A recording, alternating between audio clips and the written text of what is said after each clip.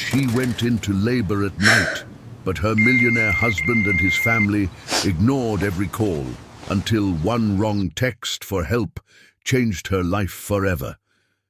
My beautiful family, please don't think for a single moment that I show women as weak. No.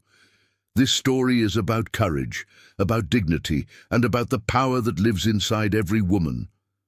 I want you to stay with me till the very end, because you will see how a woman, left alone in her darkest hour, rose with strength, overcame the challenges before her, and proved to the world that women are not only equal to men, sometimes they are even more powerful. Hi, my beautiful family. I am Mr. Peter, present with you in love. Heavenly Father, thank you for the gift of women, my sisters, mothers, and daughters. They are the strength of every home, the light of every heart. Bless them with peace, health, and honor beyond measure. Wrap them always in your endless love. Amen. My family, this channel was built for us to stand together. Every view, every like, every comment gives life to my hard work. I know new members may find it hard to trust, but believe me, I am here with truth, with love, and with stories that come from my soul. If your heart is true, right, present. If your love is real, right, I am with Mr. Peter. The cold marble beneath Jada Williams' trembling hands offered no comfort as another devastating contraction ripped through her body at 3 a.m., her desperate fingers fumbling with her phone, while Edward's drunken laughter echoed from the soundproofed game room below, completely oblivious to the life-and-death struggle happening just floors above. "Please, God, not like this," she whispered through gritted teeth, her rich brown skin glistening with perspiration as she gripped the ornate banister of their sprawling Atlanta mansion. The baby was coming whether Edward acknowledged it or not, and right now, her husband of 3 years was too intoxicated by whiskey and business victories to notice his wife was fighting for both their lives. Jada had been enduring contractions since midnight, but Edward had dismissed her concerns with cruel indifference.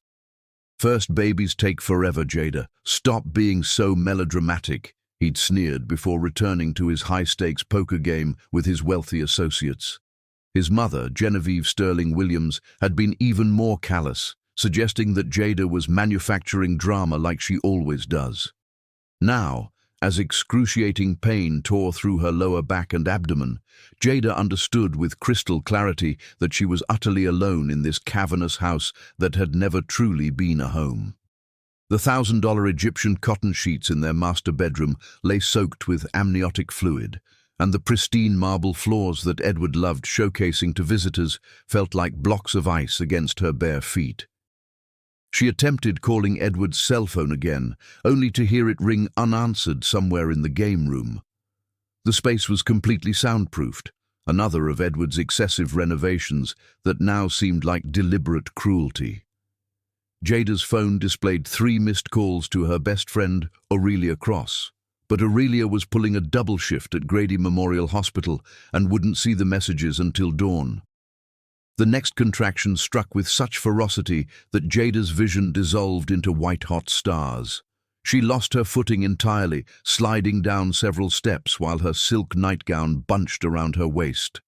The pain transcended anything she'd previously experienced, a primal, earth-shattering force that made her understand why childbirth had terrified women throughout human history. Through tears of agony and desperation, Jada's trembling fingers navigated her phone screen, attempting to text Aurelia one final time. But in her pain-clouded state, she accidentally selected the wrong contact. Instead of reaching her best friend, she sent a frantic message to an unknown number. "Please help me. I'm in labor and completely alone. 2847 Magnolia Drive. Please, I'm terrified." The message reached Theron Amadeo, a 42-year-old self-made billionaire who had built his empire through sustainable technology and ethical real estate development. Theron was working late in his downtown Atlanta office, reviewing architectural blueprints for a new community center he was personally funding in an underserved neighborhood. When his phone buzzed with the unexpected message, his first instinct was to dismiss it as a misdirected text. However, something about the raw desperation in those words prevented him from simply deleting the message. Theron had grown up in crushing poverty in rural Alabama, raised by a single mother who had frequently faced medical emergencies without support. The thought of a woman in labor with no assistance triggered something profound in his moral core. He immediately tried calling the number, but Jada was experiencing another contraction and couldn't respond. Without a moment's hesitation, Theron grabbed his car keys and entered the address into his GPS. Magnolia Drive was located in one of Atlanta's most exclusive neighborhoods, the type of area where residents typically had abundant resources. But desperation recognized no economic boundaries, and Theron had learned long ago that wealth didn't guarantee compassion. Meanwhile, Jada had managed to crawl toward the front door, her body's instincts telling her the baby's arrival was imminent. She made one last desperate attempt at the game room door, weakly pounding with her fist, but the music and masculine laughter continued without interruption. Edward's voice penetrated the heavy wood, offering a toast to success and understanding your proper place in this world. The bitter irony wasn't lost on Jada. 3 years earlier, she'd been a thriving graphic designer with her own successful studio in Midtown Atlanta. She'd met Edward at an exclusive art gallery opening, where he'd been genuinely charmed by her intelligence and creative vision. He'd pursued her with relentless determination, overwhelming her with expensive gifts and promises of a life where financial security would never be a concern. What Edward had carefully omitted was that his version of security came with invisible but unbreakable chains. After their wedding, he'd systematically convinced her to close her design business, arguing that his wife shouldn't need to work. He'd gradually isolated her from her support network, relocated her to this mansion 40 minutes from her old neighborhood, and methodically eroded her independence until she felt like an exotic bird in an extremely expensive cage. Now, lying on the unforgiving marble floor, Jada realized with devastating clarity that Edward's vast wealth meant absolutely nothing if he refused to care for her when she needed him most. The baby inside her seemed to sense her distress, movements becoming increasingly urgent as contractions arrived with frightening frequency. A gentle knock at the front door made Jada's heart surge with desperate hope. She called out weakly, and a deep, reassuring voice responded, "Ma'am, I received your text message. My name is Theron. I'm here to help you." Jada managed to unlock the heavy front door, and when it opened, she saw a tall black man with compassionate eyes and an expensive but unpretentious suit.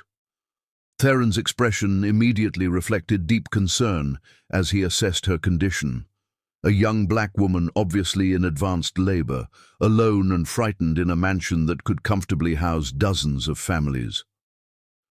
"How far apart are your contractions?" Theron asked with gentle authority, kneeling beside her without any concern for his costly attire. "Maybe 90 seconds, Jada gasped.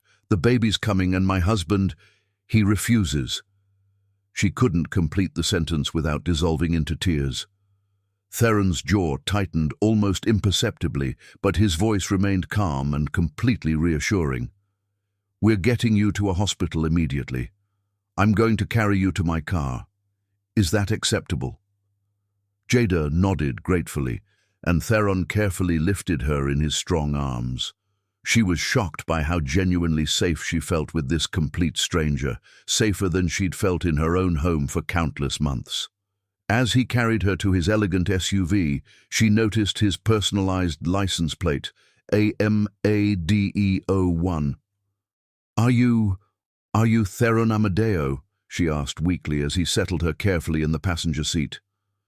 She'd heard Edward mention that name before, usually with a mixture of professional envy and personal resentment. Theron Amadeo was renowned throughout Atlanta as a self-made billionaire who'd risen from nothing and built an empire while maintaining an unshakable reputation for treating all people with dignity and respect. "Yes, ma'am, But right now, I'm simply someone who's going to ensure you and your baby are completely safe." Theron replied, starting the engine while simultaneously calling 911 to alert the nearest hospital. As they navigated through the empty Atlanta streets, Jada found herself sharing intimate details with this stranger that she hadn't discussed with anyone in years. Perhaps it was the overwhelming pain, or perhaps it was the first genuine kindness she'd experienced in so long, but she told Theron about her deepest fears, her crushing loneliness, and her growing realization that her marriage was built on control rather than love.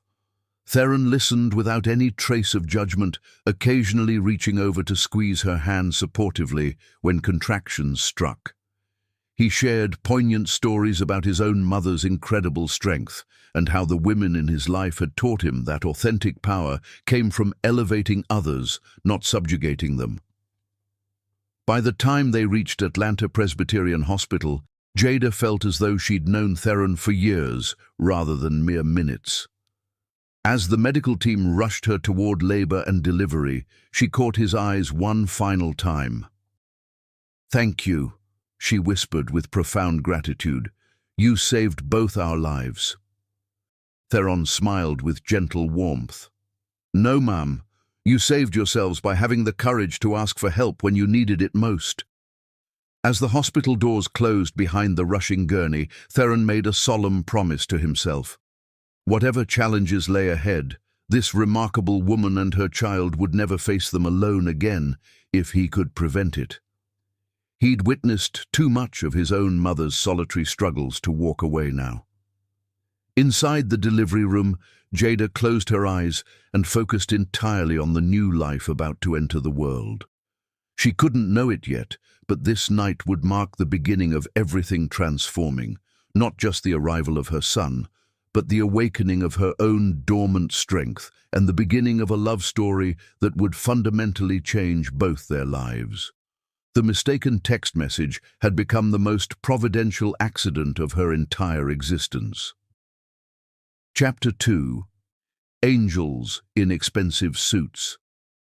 The first golden rays of dawn streaming through Atlanta. Presbyterian Hospital's windows illuminated the most beautiful sight Jada Williams had ever witnessed. Her newborn son's perfect face nestled against her chest, while the extraordinary man who had rescued them both maintained his vigil in the corridor, steadfastly refusing to abandon them even now. "He's absolutely magnificent," whispered Dr. Callista Reed, the compassionate attending physician who had immediately recognized Jada's emergency and ensured she received elite medical care typically reserved for the hospital's most prominent benefactors. Dr. Reed was an experienced woman in her 50s who had built her distinguished career on the principle that every birth deserved to be treated with profound dignity, regardless of the circumstances surrounding the mother's arrival. Jada gazed adoringly at her son's exquisite features, a harmonious blend of her own striking characteristics with barely perceptible hints of the father who had callously abandoned them during their most vulnerable hour.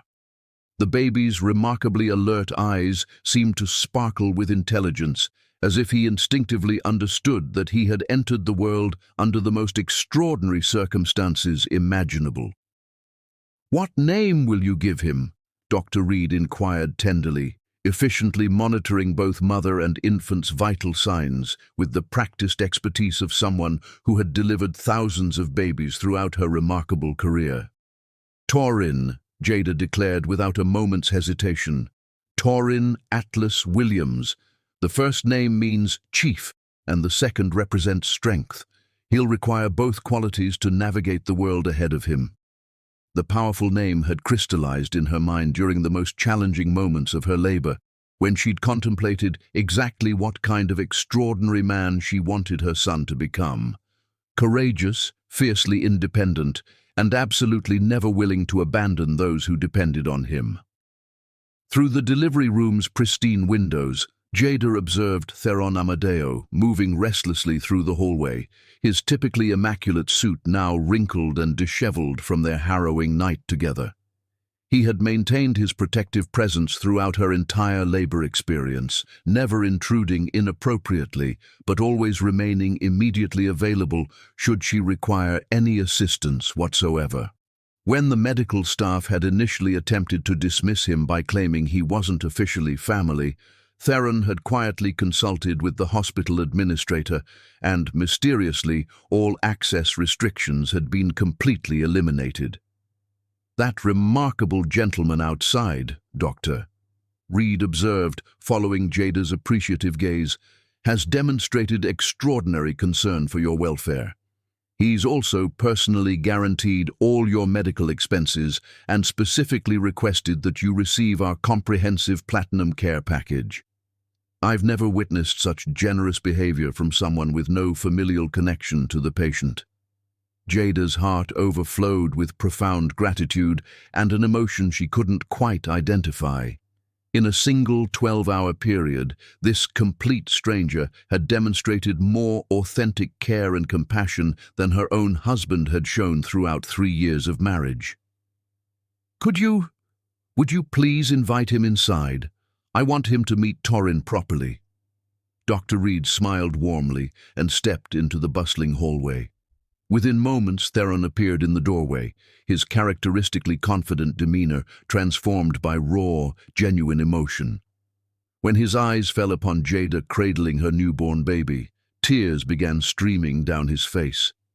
"He's absolutely breathtaking, Jada," Theron said softly, approaching the hospital bed with the reverent caution of someone entering sacred, hallowed ground. "How are you feeling right now?" "Like I've survived the most important battle of my life, and we emerged victorious," Jada replied with an exhausted but radiant smile. "Theron, I want you to meet Torin Atlas Williams. Torin, this is the guardian angel who saved both our lives." Theron's breathing momentarily stopped as Jada carefully transferred the sleeping baby into his strong, protective arms. While he had certainly held numerous babies throughout his life, his business colleagues' children, his employees' newborns at various company celebrations, something about holding tiny Torin felt fundamentally, profoundly different. This precious child represented unlimited hope, magnificent new beginnings, and the kind of pure, unblemished potential that no amount of money could possibly purchase. "Hello there, little warrior," Theron whispered to the baby with infinite tenderness. "You have the most incredible, courageous mother in the entire world. She fought with the strength of 10 warriors to bring you safely into existence." As if somehow recognizing and responding to Theron's gentle voice, baby Torin slowly opened his bright eyes and appeared to focus intently on the man cradling him. In that transcendent moment, something extraordinary shifted within the room, an invisible but unbreakable bond forming between the three of them that completely transcended conventional definitions of family relationships. Their peaceful, sacred moment was brutally shattered by Edward Williams' explosive entrance as he burst through the delivery room doors with the entitled aggression of someone reclaiming stolen property rather than a new father meeting his firstborn son. "What the absolute hell is happening in here?" Edward roared, his voice razor-sharp with indignant fury and social embarrassment. He remained dressed in his rumpled clothes from the previous night's poker marathon, his expensive imported cologne completely unable to mask the lingering odors of whiskey and premium cigars. "Jada, do you possess even the slightest comprehension of how utterly humiliating this entire situation has been for me? I was forced to learn from the hospital staff that my wife had given birth in the middle of the night because she apparently couldn't wait for a civilized, reasonable hour." Edward's hostile gaze immediately locked onto Theron holding the baby, and his face darkened with dangerous rage. "And exactly who is this person? Why is some complete stranger holding my son like he belongs here?" Theron carefully, protectively transferred Torin back to Jada's waiting arms before rising to his full, impressive height. Although both men clearly possessed wealth and success, the stark contrast between them was immediately apparent to everyone present. Edward's prosperity felt aggressively ostentatious and demanding of recognition, while Theron's presence radiated quiet, earned confidence, and deeply ingrained respect for others. "I'm Theron Amadeo," he stated simply, graciously extending his hand in a gesture of basic civility that Edward deliberately and rudely ignored. "I know exactly who you are," Edward sneered with unconcealed contempt. "What I demand to understand is why you're interfering in my family's private medical emergency." "Because your wife was completely alone and in active labor, and she desperately needed immediate assistance," Theron replied with calm control, though Jada could clearly observe the carefully restrained anger burning in his dark eyes. Dr. Reed stepped forward decisively, her previously warm professional demeanor becoming noticeably frigid. "Mr. Williams, your wife endured an extremely difficult and potentially dangerous labor. She was terrified and completely abandoned when Mr. Amadeo brought her to our facility. Perhaps you should be expressing profound gratitude rather than conducting this hostile interrogation." Edward's face flushed brilliant red with embarrassment and rage. "Don't you dare lecture me about my own family obligations, and I certainly don't require some self-appointed savior playing hero with my wife." He whirled toward Jada, his voice dropping to the patronizing, condescending tone she had learned to dread. "Really, Jada? You couldn't possibly wait a few additional hours. You had to create this entire public spectacle and humiliate our family name." Jada felt something fundamental shift deep within her core, the identical strength that had sustained her through labor now rising fiercely to protect her innocent son from the toxic negativity that Edward brought into every environment. "Humiliate our family? Edward, I was in agonizing labor for hours while you played cards and drank with your friends. I could have died along with our baby, and you wouldn't have discovered it until you needed fresh cigars." "Stop being so ridiculously dramatic," Edward snapped dismissively. "Women have been successfully giving birth for thousands of years without fanfare. You didn't need to involve complete strangers in our private family business." Theron took one measured step forward, his voice becoming deadly quiet. "That private family business nearly resulted in your wife delivering alone on cold stone floors. Your supposedly dramatic wife crawled down an entire staircase while you were celebrating and laughing with your associates." The suffocating tension in the room became almost palpable until Dr. Reed professionally intervened. "Gentlemen, this is a recovery room, and my patient requires rest and peace. Mr. Williams, there are official papers requiring your signature and important financial matters demanding immediate discussion. Mr. Amadeo, thank you sincerely for everything you've done, but perhaps it's appropriate for the family to have some private time." Theron nodded respectfully, but before departing, he approached Jada's bedside one final time. He withdrew an elegant business card from his wallet and placed it carefully on her bedside table. "If you or Torin ever need absolutely anything at all, please don't hesitate to contact me immediately." His warm hand briefly covered hers, and in that electric moment, Jada experienced a profound connection that had absolutely nothing to do with the dramatic circumstances of their initial meeting. This exceptional man had witnessed her at her most vulnerable and had responded with pure, selfless compassion. More significantly, he had treated her with the dignity and respect that she had somehow forgotten she fundamentally deserved. "Thank you," she whispered with heartfelt emotion, "for absolutely everything." After Theron's departure, the room immediately felt smaller, colder, and oppressive. Edward instantly launched into a harsh lecture about excessive hospital bills and the social embarrassment of having his business associates learn about the birth through social media rather than his personal announcement. "Do you possess any comprehension of what this little dramatic stunt is going to cost our family?" Edward demanded furiously, aggressively waving a detailed hospital bill that Dr. Reed had handed him. Platinum care package? Private luxury room? Who authorized these outrageous expenses?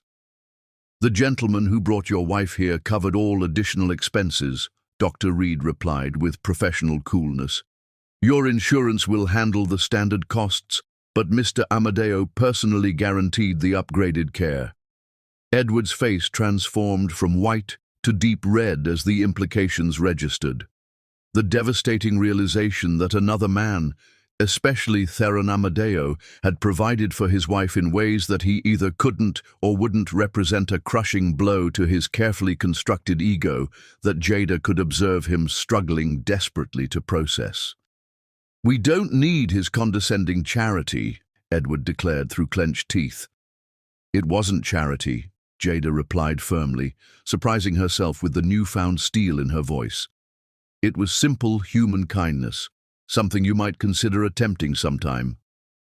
As Edward continued his bitter tirade about proper procedures and family embarrassment, Jada gazed down at baby Torrin sleeping peacefully in her protective arms. Her precious son would never experience a world where he wasn't genuinely wanted, where his fundamental needs were considered secondary to someone else's selfish convenience, or where requesting help was viewed as unforgivable weakness. Glancing at Theron's business card resting on her bedside table, Jada made a solemn promise to herself and to her innocent son. Everything was going to change, dramatically. She didn't yet know exactly how or when, but the desperate woman who had crawled down unforgiving stone steps during labor was not the same strong woman who would be departing this hospital. The guardian angel in the expensive suit had revealed that genuinely good men still existed in the world. Men who understood that authentic strength meant protecting those requiring protection, not controlling those who depended on you for survival. As Atlanta awakened to a brilliant new day outside her hospital window, Jada Williams held her son close and began mentally planning their completely transformed new life. Chapter 3. Cracks in the Diamond Cage. 3 weeks after Torrin's dramatic birth, Jada discovered the crushing truth about her gilded prison when she found Edward frantically shredding financial documents in his home office at 2 in the morning, his face wild with panic as he destroyed evidence of the empire of lies that was finally crumbling around them both. "Edward," Jada called softly from the doorway, 6-week-old Torrin sleeping peacefully in her arms, completely unaware that his father was systematically destroying their family's financial future. "What are you doing?" Edward spun around like a cornered animal, his eyes bloodshot from whiskey and stress, expensive papers scattered around him like the remnants of broken dreams. "Nothing that concerns you, Jada. Go back to bed." But Jada had spent weeks watching Edward's increasingly erratic behavior, the hushed phone calls behind locked doors, the way he flinched whenever she mentioned purchasing anything for Torrin, the stack of unopened mail that grew larger each day. She stepped into the office, her bare feet silent on the Persian rug that probably cost more than most people's cars. "Those look like bank statements," she observed, picking up one of the papers he'd missed. "Edward, what's happening to our finances?" "Our finances are fine," Edward snapped, but his voice cracked on the word fine, and Jada saw genuine terror in his eyes. "This is just reorganization, business adjustments." Jada looked at the partial statement in her hand, and the numbers made her stomach plummet. Negative balances, overdraft fees, past due notices. "Edward, this shows we're overdrawn by $40,000. How is that possible?" Edward's laugh was bitter and dangerous. "40,000? Jada, that's petty cash compared to what we actually owe." He gestured wildly at the destroyed papers. "The mortgage on this house is 3 months behind. The car payments are overdue. I owe $2 million to investors who are starting to ask uncomfortable questions." The magnitude of their financial devastation hit Jada like a physical blow. $2 million. Edward, how did you lose $2 million? I didn't lose it, Edward screamed, causing Torrin to startle awake with a frightened cry. I invested it. I leveraged it. I used it to build something bigger. But then Hartwell pulled out, and Morrison's deal fell through, and suddenly everyone wants their money back at the same time. As Jada gently soothed Torrin back to sleep, she began understanding the scope of Edward's deception. You've been gambling with money we don't have. You've been using this house, our home, as collateral for business deals without telling me. I've been building our future, Edward roared. Do you think this lifestyle pays for itself? Do you think houses like this and cars like ours just happen? I've been working 18-hour days trying to create the kind of wealth that would set us up for life. By lying to me about everything, Jada said quietly. By making me believe we were secure when we're actually bankrupt. Before Edward could respond, the melodious chime of the front doorbell echoed through the mansion. Edward's face went pale as death. Who would be visiting at 2 a.m., Jada asked, but Edward was already moving toward the door with the desperate urgency of someone who knew exactly who was calling. Jada followed, clutching Torrin protectively, and watched as Edward opened the door to reveal two men in expensive suits who radiated the kind of quiet menace that money couldn't buy. Mr. Williams, the taller man said with deceptive politeness, we need to discuss your overdue obligations to our client. Gentlemen, please, Edward said, his voice shaking. I just need another week. The Pemberton deal is about to close, and then... The Pemberton deal fell through yesterday, the second man interrupted. Our client is no longer interested in extensions or excuses. He wants his money, with interest, by Friday. Jada felt ice forming in her veins. These weren't bankers or lawyers. These were the kind of men who collected debts that banks wouldn't touch. How much does he owe you? She asked quietly. The men's eyes shifted to her with surprise, as if they hadn't expected Edward's wife to speak. $800,000, plus interest. Mrs. Williams, isn't it? Jada, go upstairs, Edward ordered desperately. This doesn't concern you.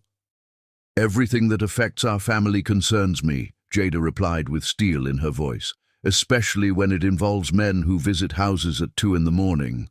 The taller man smiled without warmth. Your wife has good instincts, Mr. Williams. You should listen to her more often. After the men left with promises to return on Friday, Edward collapsed into one of the living room's silk chairs, like a man who had just watched his execution date being scheduled.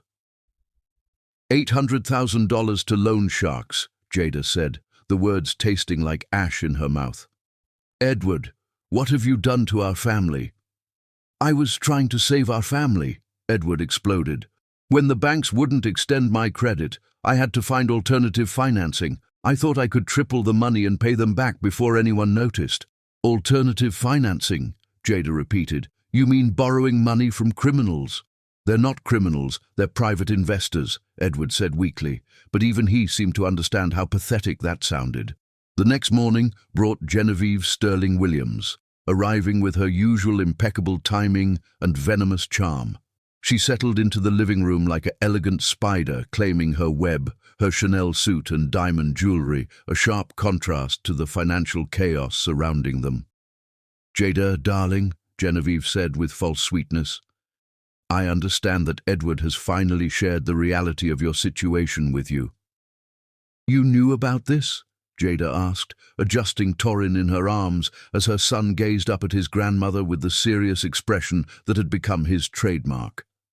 Of course I knew, Genevieve replied with casual cruelty. Where do you think Edward learned to live beyond his means? Our family has always understood that appearances matter more than reality. The Williams name opens doors that money alone cannot. But now we don't have money or good appearances, Jada pointed out.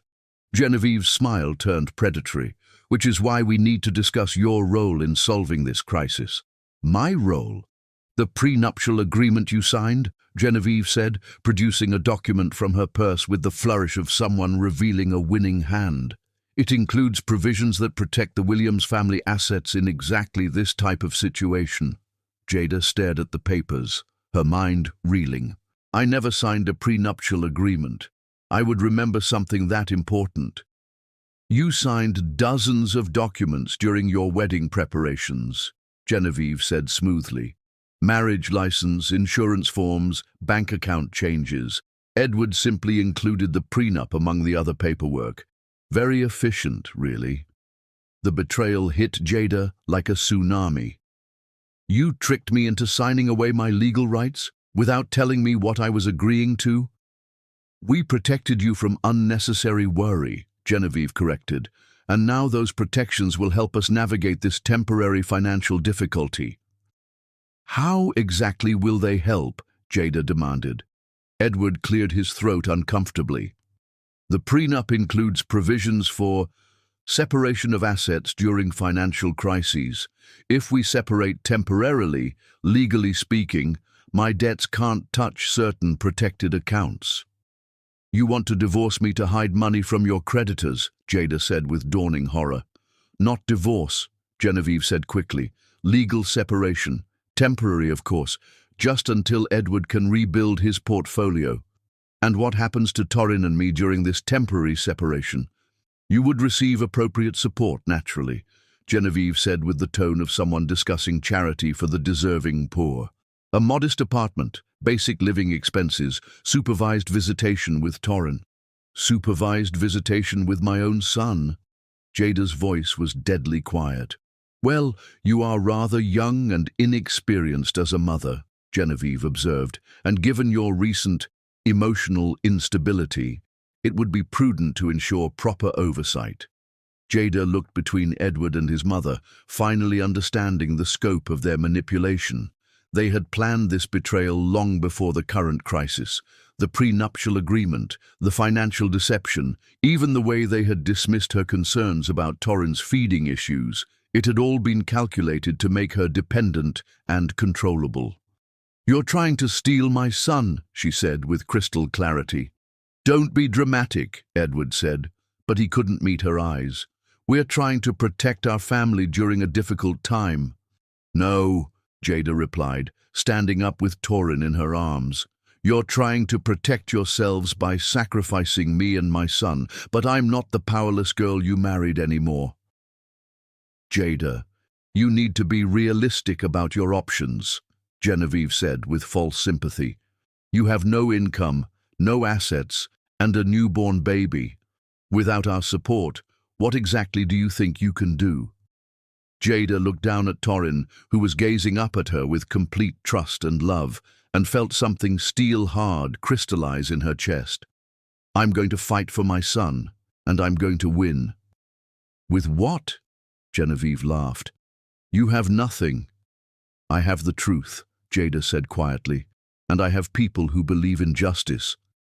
As she walked upstairs to the nursery, Jada heard Genevieve's voice floating behind her. She'll come around.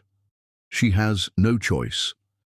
But sitting in the nursery with Torin in her arms, Jada reached for Theron's business card and made a decision that would have terrified her weeks earlier. She did have choices. They might not be easy choices, but she had options that Edward and Genevieve couldn't control. The diamond cage was beautiful, but it was still a cage built on lies and held together with manipulation, and Jada Williams was done being a prisoner in her own life. Outside the nursery window, Atlanta's skyline glittered with possibility, and somewhere in those lights was a man who had shown her that kindness and strength could coexist in the same person. For the first time since her wedding day, Jada allowed herself to imagine what life might look like if she chose truth over convenience, authenticity over appearance, and courage over comfort. The foundation of lies was cracking, and Jada was ready to build something real from the rubble. Chapter 4. Midnight Confessions. At 11:47 p.m. on a rain-soaked Tuesday night, Jada Williams stood at her living room window, watching Theron Amadeo's headlights cut through the darkness as he pulled into her circular driveway, carrying the specialized baby formula that had been impossible to find anywhere else in Atlanta at this hour. Torin had been struggling with feeding issues for 3 days, and when Jada had finally worked up the courage to call the number on Theron's business card, he'd answered on the first ring despite the late hour. She'd expected him to give her the name of a store or maybe a contact who could help. Instead, he'd simply said, "I'll be there in 40 minutes," and hung up. "You didn't have to come yourself," Jada said as she opened the front door, immediately noticing how Theron's expensive suit had been soaked by the short walk from his car. "I just needed to know where I could find this particular formula." Theron smiled gently, shaking rain from his dark hair. "My assistant would have taken 12 hours and 3 phone calls to track this down. I have a contact at Children's Healthcare who keeps emergency supplies." He handed her a small cooler bag. "There's enough here for 2 weeks, plus some probiotic supplements that might help with his digestion." Jada felt tears spring to her eyes, not just from gratitude, but from the simple shock of being treated like her needs mattered. "Theron, I don't know how to thank you. Edward is in Charleston on business, and his mother said I was being hysterical about Torin's feeding schedule." Something dark flickered across Theron's features. "Where's your husband when his son is having health issues?" "Closing a deal that he says will solve all our problems," Jada replied, then immediately felt disloyal for sharing Edward's business with a virtual stranger. "I'm sorry. I shouldn't be discussing my marriage with you." "You shouldn't have to handle a sick baby alone," Theron said simply. "May I come in? I'd like to make sure this formula works before I leave." Jada hesitated for a moment, acutely aware that inviting another man into her home while her husband was away would provide Genevieve with enough ammunition for months of subtle warfare. But Torin's soft crying from upstairs made the decision for her. "Of course. Please."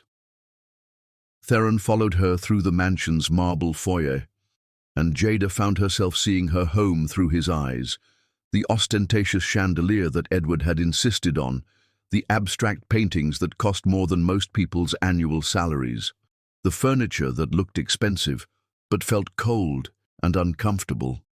"This is beautiful," Theron said politely, though Jada suspected he was being kind. "It's Edward's vision," she replied, then added with surprising honesty, "I always thought it looked like a hotel lobby." They climbed the sweeping staircase to the nursery, where Torin was fussing in his Italian-made crib. Theron waited respectfully in the hallway while Jada prepared the specialized formula, but she found herself wanting his opinion, his presence, his calm energy in the room where she'd spent so many anxious hours feeling inadequate and alone. "He's been eating, but then spitting up everything within an hour," Jada explained as she tested the formula's temperature. "The pediatrician said it might be reflux, but the regular formulas aren't helping." "My business partner's daughter had the same issue," Theron said, settling into the nursery's uncomfortable designer chair with an ease that Edward had never managed. "This formula is specifically designed for sensitive digestive systems. It costs about 4 times more than regular formula, but it can make all the difference." As Jada fed Torin the new formula, she was amazed to see her son drinking contentedly without the grimacing and fussing that had become routine. Within minutes, he was relaxed and sleepy, showing none of the discomfort that had been keeping them both awake for days. "It's working," Jada whispered, afraid to speak too loudly and break the spell. "Give it a few hours to be sure," Theron said, "but the difference in his body language is already obvious." They sat in comfortable silence as Torin finished his bottle and drifted off to sleep. Jada found herself studying Theron's face in the soft nursery lighting, the kind eyes that had been the first thing she'd noticed about him, the strong hands that had held her son with such natural gentleness, the quiet confidence that came from achieving success without losing his humanity. "Can I ask you something?" Jada said softly, placing Torin back in his crib. "Anything. Why did you help me that night? Really? You could have just ignored a text from a wrong number." Theron was quiet for a long moment, his gaze focused on sleeping Torin. "My mother raised me alone," he finally said. "My father left when I was 4, and there were plenty of nights when she needed help that never came. I watched her struggle with medical emergencies, broken cars, bills she couldn't pay, and most of the time, people just looked the other way." He turned to meet Jada's eyes. "I swore that when I had the resources to help someone the way my mother needed help, I would never look the other way. When I got your text, I heard my mother's voice." Jada felt something shift in her chest, a recognition of shared values that she hadn't experienced with anyone in years. "What happened to your mother?" "She died my senior year of college," Theron said, his voice soft with old grief. "Breast cancer. She fought for 2 years, working 3 jobs to pay for treatments that insurance wouldn't cover. I was studying business on a scholarship, working nights to send her money, but it wasn't enough." "I'm so sorry," Jada whispered. "She was the strongest person I've ever known," Theron continued. "She taught me that real wealth isn't about what you accumulate. It's about what you can give away without missing it. Everything I've built has been guided by her voice asking me, 'How does this help people who need help?'" They moved downstairs to the kitchen, where Jada made coffee and found herself sharing things she'd never told anyone. Her dreams of expanding her design business into something meaningful, her growing realization that her marriage was built on control rather than partnership, her fears about raising Torin in an environment where appearances mattered more than authenticity. "I used to design logos and marketing materials for small businesses," Jada said, curled up on the kitchen's leather banquette, while Theron sat across from her with his coffee. "There was something beautiful about helping someone's dream become visually real. I had a client who started a non-profit for foster children, and I designed their entire brand identity for free. Seeing kids wearing t-shirts with logos I created, it felt more valuable than any paycheck." "Why did you stop?" Theron asked, though something in his tone suggested he already knew the answer. "Edward convinced me that I didn't need to work anymore. He said it was his job to provide for me, and my job to create a beautiful home and raise beautiful children." Jada's laugh was bitter. "I thought it was romantic at the time. Now I realize he was just collecting another beautiful object for his perfect life." "What would you design now, if you could design anything?" The question surprised Jada with its simplicity and possibility. "I've been thinking about that lately, actually. I'd want to work with organizations that help women and children, domestic violence shelters, single mother support groups, childhood literacy programs. I'd want my work to make a difference, not just look pretty." Theron leaned forward slightly. "Those organizations always need good design work, and most of them can't afford to pay market rates for quality branding." "Exactly. I could charge my corporate clients full price to subsidize pro bono work for non-profits. I've actually sketched out some business plans." Jada trailed off, suddenly self-conscious about sharing dreams that Edward had dismissed as naive idealism. "I'd love to see those plans sometime," Theron said seriously. "I fund community development projects through my foundation, and one of our biggest challenges is connecting with quality creative professionals who understand our mission." They talked until nearly 3 a.m., sharing stories about their childhoods, their values, their dreams for making a positive impact in the world. Jada learned that Theron had built his fortune through sustainable housing developments that provided affordable homes without sacrificing quality or environmental responsibility. He learned that she'd grown up in a middle-class family where both parents worked multiple jobs to send her to art school, and that her happiest memories involved creating things that brought joy to other people. "I should go," Theron finally said, glancing at his watch. "You need sleep, and I have an early meeting." As they walked to the front door, Jada felt reluctant to end this conversation. The first real conversation she'd had with another adult in months. "Theron, thank you for tonight. Not just the formula, but this. Talking like this. I'd forgotten what it felt like to have someone actually listen to my ideas." "Your ideas are worth listening to, Jada. Anyone who doesn't see that is missing something important."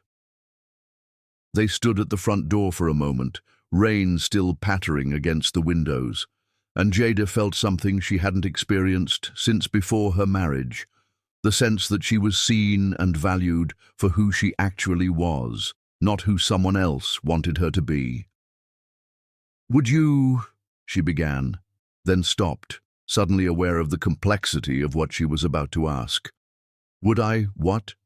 Would you be willing to look at those business plans I mentioned? I'd value your opinion if you have time." Theron smiled, the same gentle expression that had convinced her to trust him with her life weeks earlier. "I'd be honored to look at your plans, Jada. You have my number." After he left, Jada stood in her quiet kitchen, processing the evening. Upstairs, Torin was sleeping peacefully for the first time in days. In her heart, something that had been dormant for years was beginning to wake up. She wasn't just Edward Williams' wife, or Genevieve's disappointing daughter-in-law, or even just Torin's mother. She was Jada Williams, a woman with talents, dreams, and the growing conviction that she deserved a life built on mutual respect rather than beautiful captivity. The midnight confession had revealed more than shared stories. It had revealed the possibility of a different kind of future. Chapter 5. The Unraveling. The morning that Jada's world began to crumble started with Edward's furious voice echoing through the mansion's marble halls, followed by the sharp crack of his phone hitting the kitchen wall as he screamed about ungrateful partners and broken promises that would ruin everything he'd worked to build. "Edward, what's wrong?" Jada asked, hurrying downstairs with 6-week-old Torin in her arms, alarmed by the violence in her husband's voice. She'd heard him angry before, but this was different. The controlled facade that he usually maintained was completely shattered. Edward whirled around, his face red with rage and what Jada was beginning to recognize as panic. "What's wrong? What's wrong is that my biggest client just pulled out of a deal that was supposed to close yesterday. 8 months of work, gone. $2 million in commissions vanished." Jada felt her stomach drop. Edward's real estate investment firm had been struggling for months, though he'd insisted the problems were temporary. "Edward, I'm sure there are other what, Jada? Other miraculous solutions that will appear out of thin air?" Edward's laugh was bitter and dangerous. "Do you have any idea what this means? Do you understand what I've risked to maintain this lifestyle?" Before Jada could respond, the doorbell rang.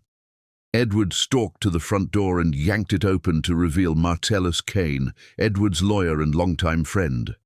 Marcellus was a man who wore expensive suits like armor and had made his career helping wealthy men protect their assets from the consequences of their poor decisions. "Eddie, we need to talk," Marcellus said grimly, glancing at Jada with the dismissive look she'd learned to expect from Edward's associates. "Privately." "Jada, take the baby upstairs," Edward ordered without looking at her. "This doesn't concern you." But Jada had spent 6 weeks listening to hushed phone calls, watching bills pile up, and feeling the growing tension that Edward thought he was hiding. "Actually, Edward, if this affects our family's finances, it does concern me."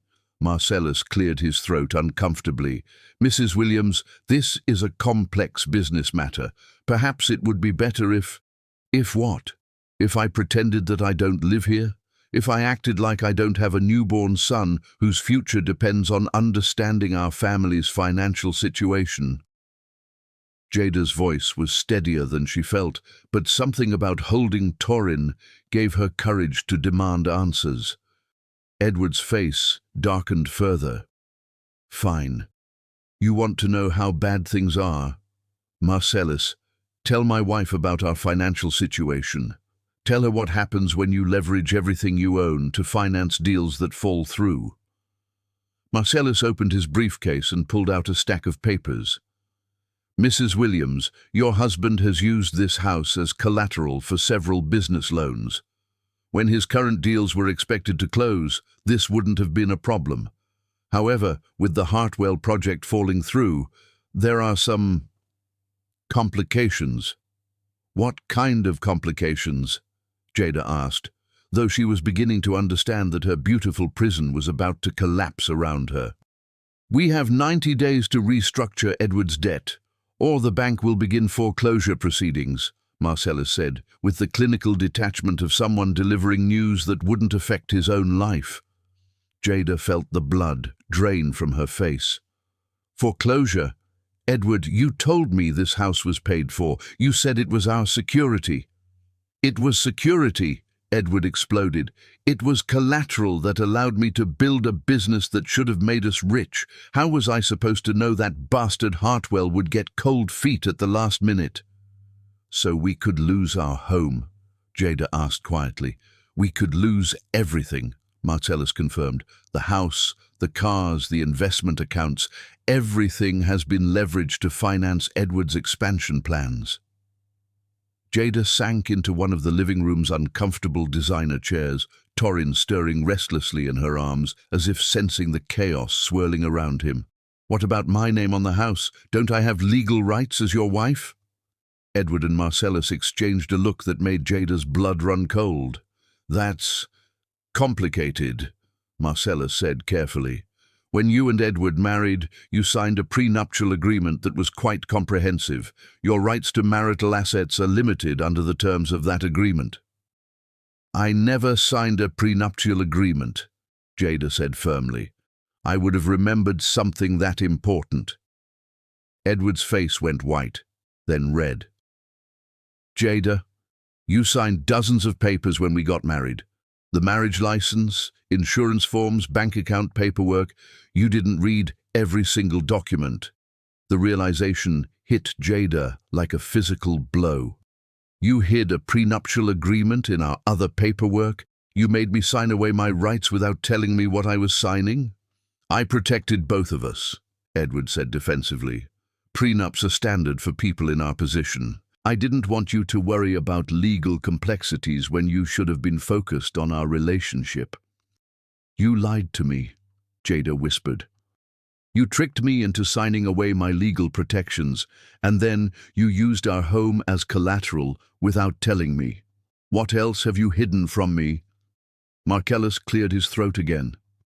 "Mrs. Williams, there's more we need to discuss. Edward's business difficulties have created a situation where certain difficult decisions need to be made." "What decisions?" Jada asked, though she dreaded the answer.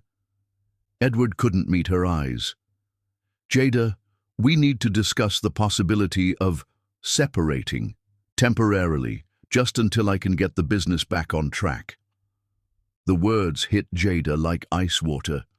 "You want a divorce? Now? When we have a 6-week-old baby and you've apparently bankrupted us?"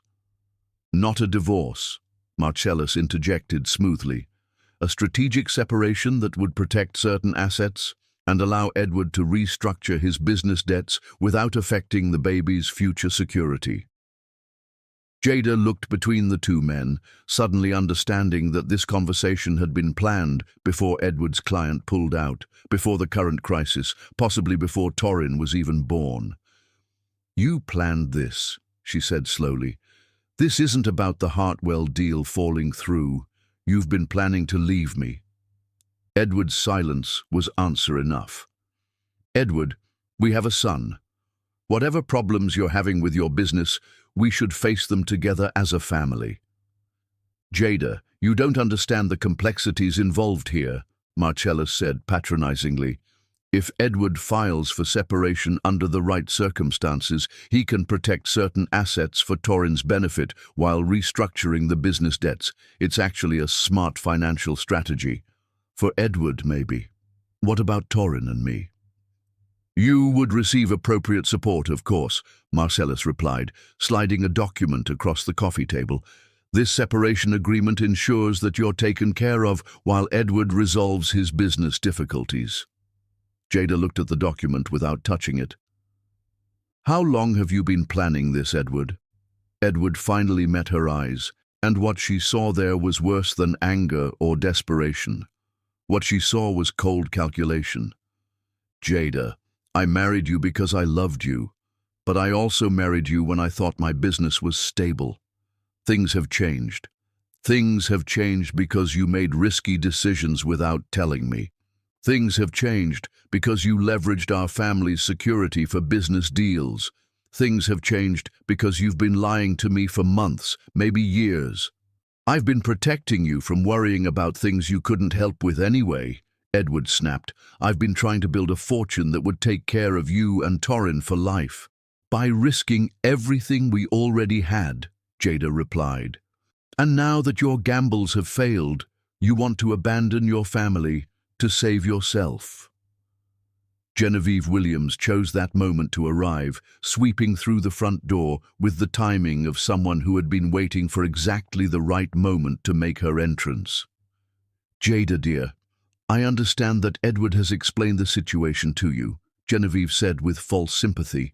I want you to know that this is as difficult for the family as it is for you. Is it? Jada asked. Because from where I'm sitting, it looks like you've all decided what's best for everyone except Torrin and me. Genevieve's mask slipped slightly. Jada, you need to be realistic about your situation. You have no income, no significant assets, and a newborn baby. Edward is offering you a generous settlement that will ensure you and the child are provided for. The child, Jada repeated. His name is Torrin, and he's Edward's son. Of course, Genevieve replied coolly, and Edward will always support his son appropriately. But you must understand that a man in Edward's position needs to make difficult choices to protect his family's long-term interests. Jada looked around the room at these three people who had apparently spent weeks or months planning her abandonment while she'd been caring for their newborn baby and trusting that her husband was working to secure their family's future. I need time to think about this, Jada said finally. Time is somewhat limited, Marcellus replied. The separation agreement needs to be signed within 48 hours to provide the legal protections that Edward's financial situation requires. As if on cue, Torrin began to cry, and Jada realized that her son was hungry, that it was time for his feeding, and that these people were asking her to make decisions about their entire future while she was exhausted and overwhelmed and had no one to advise her except the very people who were trying to manipulate her. I need to feed my son, Jada said, standing up, and I need to think about what's best for him, even if no one else in this room is willing to do that. As she walked upstairs to nurse Torrin, Jada heard Genevieve's voice carrying from the living room. She'll come around. She has no choice. But sitting in the nursery with Torrin in her arms, Jada realized that she did have choices. They might not be easy choices, and they might not be the choices that Edward and his family wanted her to make. But she had options. Looking at Theron's business card, still tucked into her dresser drawer, Jada made a decision that would have terrified her 6 weeks ago. She was going to fight for her son, for her future, and for the right to make her own choices about both. The unraveling was just beginning. Chapter 6. Finding Her Voice. The law offices of Elowen Sage and Associates occupied the 32nd floor of a downtown Atlanta high-rise, and as Jada stepped off the elevator holding 2-month-old Torrin, she felt like she was entering a battle she finally had the courage to fight. Mrs. Williams? The receptionist, a young black woman with natural hair and kind eyes, smiled warmly. Miss Sage is ready to see you. Can I get you anything? Water, coffee, a place to set up if you need to feed the baby? Jada had never been in a law office where the first consideration was her comfort and her child's needs rather than intimidation and power displays. Thank you. That's very thoughtful. Elawan Sage emerged from her office with the confidence of someone who had built her reputation by protecting people who others had underestimated. She was a woman in her 40s, impeccably dressed but approachable, with the kind of presence that suggested she could charm a jury one moment and destroy an opposing attorney the next. "Jada, I'm so glad you called," Elawan said, shaking hands with genuine warmth. "And this must be Torin. He's beautiful." As if responding to his name, Torin gurgled and smiled, immediately winning over every person in the office. Jada had learned that her son had a gift for melting hearts, a skill that would serve him well in life.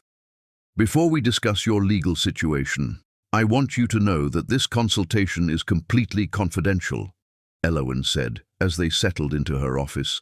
"Whatever you decide to do, nothing we discuss here will ever be shared with anyone without your explicit permission." Jada felt tears spring to her eyes. After weeks of having decisions made for her and being told what she should want, the simple acknowledgement of her right to privacy felt revolutionary. "How did you know to call me?" Elawan asked gently. "Theron Amadeo gave me your name," Jada replied. "He said you specialize in helping women who are facing difficult family situations." Elawan's expression warmed further. "Theron has referred several clients to me over the years. He has an excellent instinct for identifying people who need good legal representation." She paused. "He also mentioned that your husband and his family are pressuring you to sign separation papers without proper legal counsel. They say I have 48 hours to decide, and that if I don't sign, things will be much worse for Torin and me," Jada said, her voice steadier than she felt. Elawan's eyes flashed with professional anger. "That's a classic intimidation tactic. In reality, no legitimate legal agreement requires that kind of rushed decision-making. They're pressuring you because they know that if you have time to understand your actual rights, you might not agree to their terms."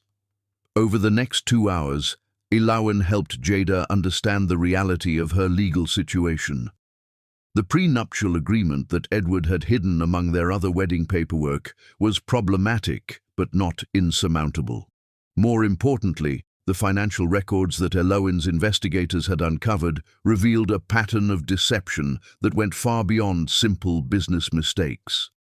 "Jada, I need to show you something that might be difficult to see," Elawan said, opening a thick file. "We've been investigating Edward's business practices, and we've discovered some concerning information." The document spread across Elawan's desk told a story that made Jada's stomach turn. Edward hadn't just made risky investments, he'd been using her design work, stolen from her old computer files, to pitch clients without her knowledge or consent. Logos she'd created during their engagement had been presented as Edward's work. Marketing concepts she'd developed as part of her portfolio had been sold to clients who had no idea they were purchasing stolen intellectual property. "He's been stealing my work," Jada whispered, staring at contracts bearing her designs, with Edward's signature claiming ownership. "For at least 2 years, Elawan confirmed. Possibly longer. He's made approximately $200,000 by selling your creative work as his own." Jada felt a cold fury settling in her chest. "So while he was telling me that my little art projects weren't worth pursuing, he was actually profiting from my work without telling me." "It gets worse," Elawan said gently. "We have evidence that he's planning to continue using your designs even after the separation. Part of his business restructuring plan involves launching a creative services division based entirely on work he stole from your portfolio." The betrayal was so complete, so calculated, that Jada almost couldn't process it. Edward hadn't just been a neglectful husband, he'd been systematically stealing from her while convincing her that her talents were worthless. "What can we do about this?" Jada asked, surprised by the steel in her own voice. Elawan smiled with the satisfaction of a lawyer who had found the perfect leverage. "We can do quite a lot. Theft of intellectual property is both a civil and criminal matter, copyright infringement, fraud, Possibly RICO violations if we can prove that this was part of a systematic pattern of deception. RICO, racketeering laws. If Edward has been systematically stealing intellectual property and using it to defraud clients, that's organized criminal activity.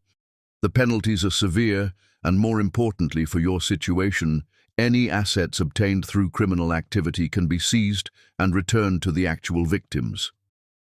Jada looked down at Torin, who was sleeping peacefully in her arms, completely unaware that his father was a criminal who had been stealing from his mother. "What would you recommend?" "Fight," Elowen said simply.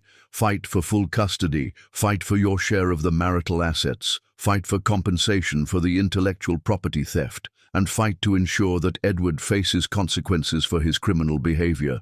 But I don't have money to pay for a legal battle against someone like Edward." Elowen leaned forward. "Jada, in cases involving intellectual property theft and fraud, we can often recover attorney's fees from the defendant.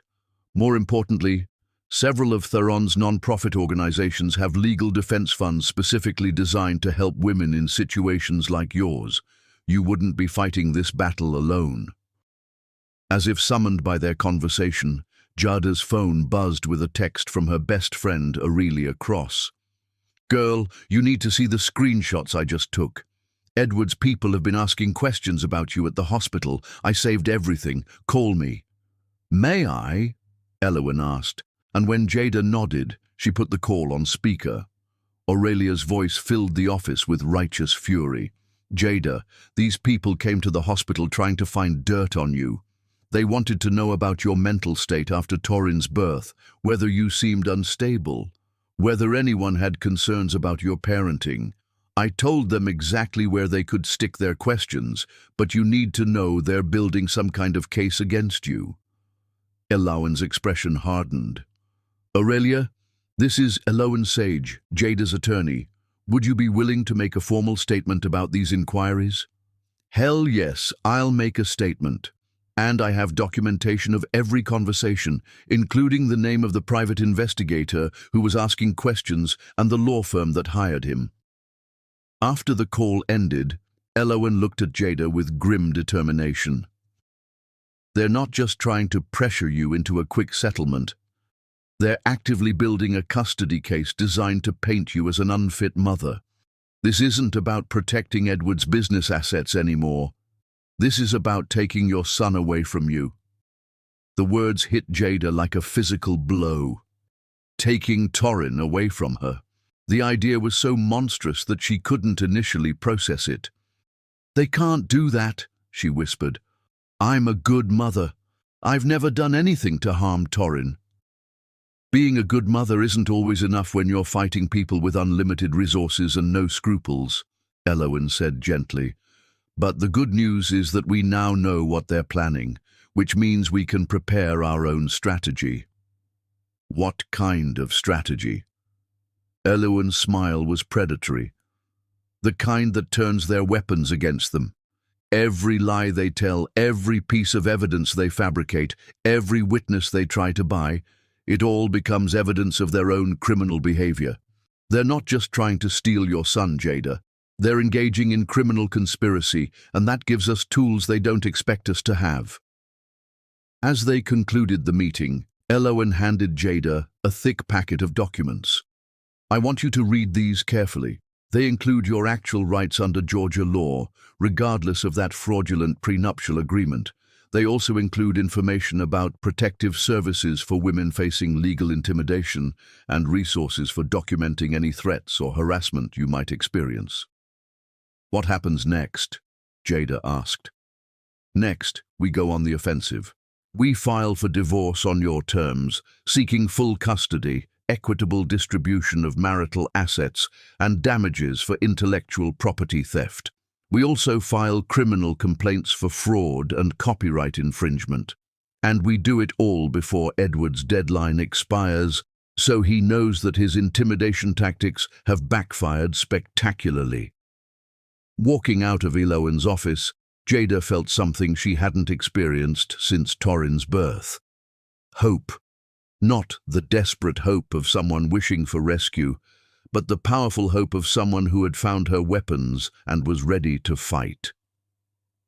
That evening, as she fed Torin his bottle and reviewed the legal documents Eloan had given her, Jada made a decision that would have been impossible weeks earlier. She was not going to sign Edward's separation agreement. She was not going to accept his characterization of her as a dependent who should be grateful for whatever scraps he chose to offer. And she was absolutely not going to allow anyone to take her son away from her. The scared young woman who had crawled down marble stairs in labor had found her voice, and she was about to use it. Chapter 7. The Storm Before Peace. The confrontation that would change everything began at 6:30 a.m. on a Thursday morning when Edward burst into the nursery where Jada was feeding Torin, waving a legal document like a weapon and screaming accusations that echoed through the mansion's marble halls. "You vindictive bitch! How dare you file divorce papers without warning me? How dare you accuse me of criminal behavior when I've given you everything?" Torin startled at the shouting and began to cry, but Edward's rage made him oblivious to his son's distress. Jada automatically shifted to protect her baby, positioning herself between Edward and the crib while trying to soothe Torin back to calm. "Edward, please lower your voice. You're scaring the baby." "I don't give a damn about your schedule," Edward snarled, his face red with fury and what Jada now recognized as panic. "Do you have any idea what you've done? You've destroyed my reputation, my business, my future, all because you couldn't be grateful for the life I gave you." Jada looked at her husband, really looked at him, and saw a man who had been living on borrowed time and stolen credit for so long that he'd forgotten the difference between earning something and taking it. His expensive suit couldn't hide the desperation in his eyes, and his accusations couldn't mask the fact that he was terrified of facing consequences for his actions. "Edward, I didn't destroy anything. I just stopped pretending that your lies were the truth." "Lies?" Edward laughed bitterly. "Everything I did was to build a future for our family. Every risk I took was to give you and Torin a life of luxury and security. You stole my work, Edward. For 2 years you've been selling my designs and keeping the money while telling me that my artistic career was worthless. That's not building a future. That's theft." Edward's eyes flashed with something dangerous. "Your work? Jada, you created some pretty pictures on a computer. I turned them into business opportunities. I'm the one who found clients, negotiated contracts, managed relationships. You just doodled." The casual dismissal of her talent and effort revealed everything Jada needed to know about how Edward had always seen her. Not as a partner or even as a person with valuable skills, but as a source of free labor that he could exploit without acknowledgement or compensation. "Those pretty pictures earned you $200,000, Jada said quietly. "Money you used to fund your lifestyle while telling me we couldn't afford for me to restart my design business." "We're not having this conversation," Edward said, his voice taking on the tone he used when he expected absolute obedience. "You're going to call your lawyer and withdraw those papers. You're going to sign the separation agreement we offered you, and you're going to stop this destructive behavior before you ruin both our lives." "No," Jada said simply. The word hung in the air between them like a challenge. Edward stared at her as if she'd spoken in a foreign language. "What did you say?" "I said no, Edward. I'm not withdrawing the divorce papers. I'm not signing your separation agreement. And I'm not going to continue pretending that your criminal behavior is my fault." Edward took a step closer, and for the first time in their marriage, Jada felt physically threatened by her husband. "Jada, you need to understand something. I have resources you can't imagine. I have lawyers who will destroy you in court. I have private investigators who will document every mistake you've ever made.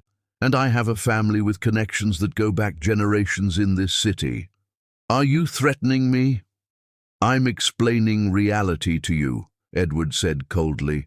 "You think that ambulance chaser lawyer you hired can compete with Marcellus Kane? You think some sob story about stolen artwork will impress a judge when I present evidence that you're an unstable mother who abandoned her newborn baby to a stranger? Jada's blood went cold. What are you talking about? The night you texted some random man to help deliver Torin, Edward said with malicious satisfaction. What kind of mother puts her child in danger by accepting help from a complete stranger? What kind of woman invites another man into her home when her husband is away on business? Theron saved our lives when you abandoned us, Jada said, her voice shaking with anger. He's been more of a father figure to Torin in 2 months than you've been since he was born. Edward's face went white with rage. So you admit it. You've been having an affair with Theron Amadeo. You've been using our son to manipulate another man into supporting you. I haven't been having an affair with anyone, Jada said firmly. But even if I had been, it would be more honest than stealing from your wife while planning to abandon your family. Before Edward could respond, the doorbell rang. Moments later, Genevieve Williams swept into the nursery with Marcellus Kane behind her, both of them radiating the kind of cold fury that wealthy people deployed when their control was threatened. Jada, dear, we need to discuss this unfortunate situation you've created, Genevieve said with false sweetness. Your little tantrum has forced us to take steps we'd hoped to avoid. Marcellus opened his briefcase and pulled out another stack of legal documents. Mrs. Williams, we're filing for emergency custody of the minor child, based on evidence of maternal instability and endangerment. Jada felt the world tilt around her. You can't take my son away from me. I've done nothing wrong. Haven't you? Genevieve asked with malicious pleasure. You've admitted to having a relationship with another man. You've made false accusations against your husband. You've demonstrated erratic behavior and poor judgment. The court will be very interested in hearing about your mental state. My mental state? Jada repeated, clutching Torin closer. Postpartum depression is a serious condition, Marcellus said with clinical detachment. When it leads to delusional thinking and inappropriate relationships with other men, the court has a responsibility to protect the child. Jada realized that they had been planning this attack for weeks, maybe longer. Every conversation, every moment of vulnerability, every time she'd tried to assert her rights. It had all been documented and twisted into evidence against her. You're lying, she said. But even as she spoke, she understood how their lies would sound to a court that didn't know her. Are we? Edward asked. We have documentation of your erratic behavior after Torin's birth. We have witnesses who will testify that you've been meeting secretly with another man. We have evidence that you've been making wild accusations about my business practices to justify your own infidelity. None of that is true, Jada said desperately. Truth is what we can prove in court, Marcellus replied coldly. And we can prove that you're an unstable mother who has endangered her child and betrayed her family. Genevieve stepped forward with the satisfaction of someone delivering a killing blow. Jada, dear, you can make this easy on yourself and Torin, or you can make it very difficult. If you sign the documents we've prepared, you'll have supervised visitation rights and a modest support allowance. If you continue this destructive behavior, you'll lose everything. Looking at these 3 people who had orchestrated her destruction while she'd been caring for their baby, Jada felt something break inside her.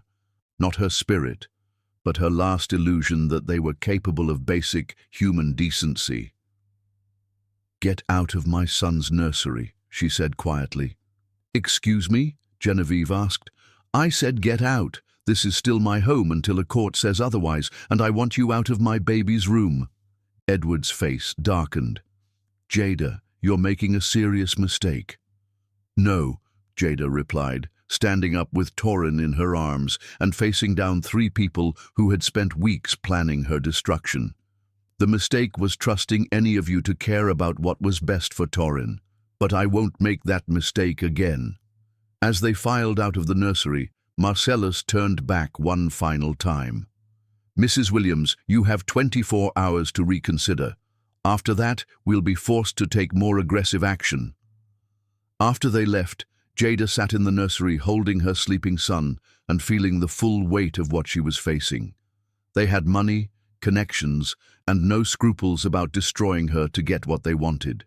She had Elowen Sage, Aurelia Cross, and the growing certainty that she would rather lose everything than surrender her child to people who saw him as a possession rather than a person. Her phone buzzed with a text from Theron.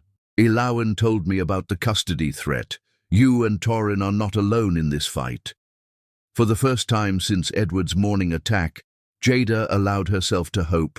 The storm was going to be terrible, but she was no longer facing it alone. And sometimes the most beautiful peace could only be found on the other side of the worst storms. Chapter 8. Gathering Storm Clouds. The courthouse at Fulton County Superior Court hummed with electricity as Jada Williams took her place beside Elowen Sage. 5-month-old Torin nestled securely in her arms while Edward's formidable legal team arranged their weapons of intimidation across the aisle, completely unaware that their carefully constructed lies were about to be demolished by the most devastating evidence they never saw coming. "Remember," Elowen whispered as they waited for Judge Lorelei Thorne to enter, "they're going to attempt psychological warfare, trying to paint you as unstable, manipulative, and unfit. Every word you speak, every expression you show, every gesture you make will be scrutinized. But we possess something they cannot anticipate or counter." "What's that?" Jada asked, gently adjusting Torin's position as he slept peacefully, blissfully unaware that his entire future was about to be decided in this room. "Irrefutable truth," Elowen replied, with quiet confidence that came from months of meticulous preparation, "and documented proof of their criminal conspiracy." Across the mahogany-paneled courtroom, Edward sat surrounded by Marcellus Kane and 3 additional attorneys, their combined legal firepower designed to intimidate as much as to advocate. Their expensive suits and leather briefcases created an impressive display of wealth and influence. Genevieve Williams occupied the front row behind them, dressed in funeral black, as if she were already mourning Jada's expected defeat. Judge Lorelei Thorne entered with the bearing of someone who had spent 20 years on the bench, separating truth from performance art.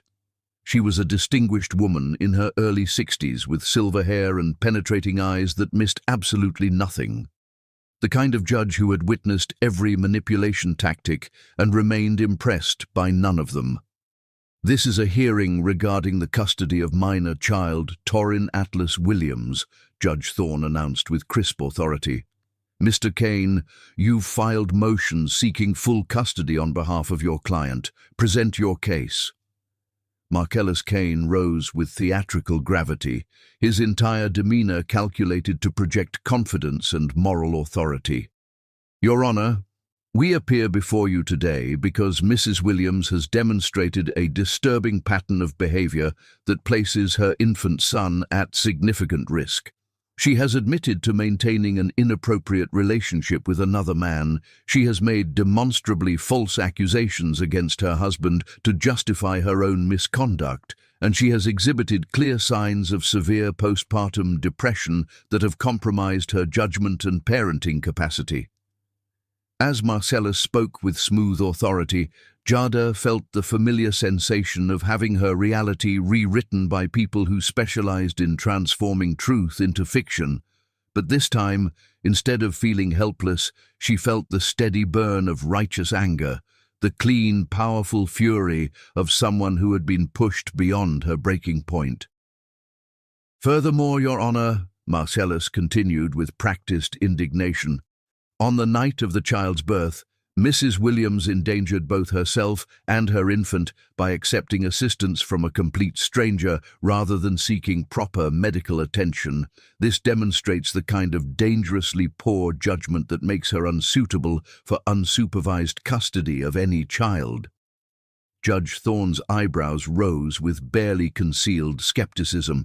Mr. Kane, are you seriously arguing that a woman in active labor seeking emergency assistance represents evidence of poor judgment?